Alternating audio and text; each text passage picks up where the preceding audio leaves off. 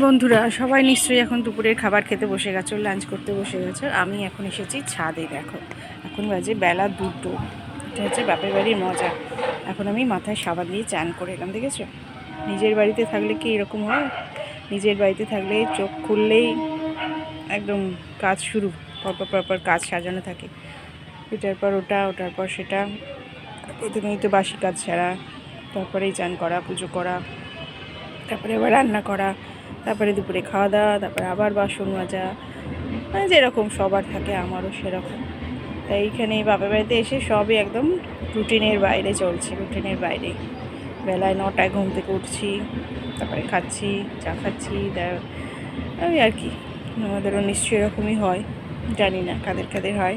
তাই বাপের বাড়ির এইটাই হচ্ছে মজা আর কি। বেলা 2টোয় বাড়িতে থাকলে কিরম এত বেলা এখন সাবান দিয়ে চান করে আসতে পারতাম, মাথায় গেল না। অনেকদিন ধরেই ভাবছিলাম মাথায় সাবানটা দেবো, দেওয়া হচ্ছে না।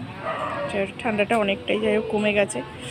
আর রোদ্দুরটা প্রচণ্ড উঠেছে আজকে, মানে প্রচণ্ড তেজ। দুদিন ধরেই উঠছে, আজকে যেন মনে হচ্ছে বেশি তেজটা। ওই জন্যই ভাবলাম আজকে মাথায় সাবানটা দিয়ে দিই।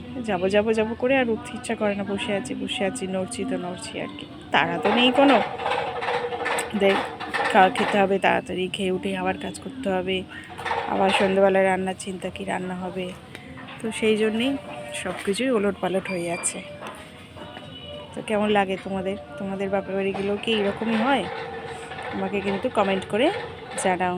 আমার ভিডিওটা যদি ভালো লাগে অবশ্যই একটা লাইক কমেন্ট করে দিও।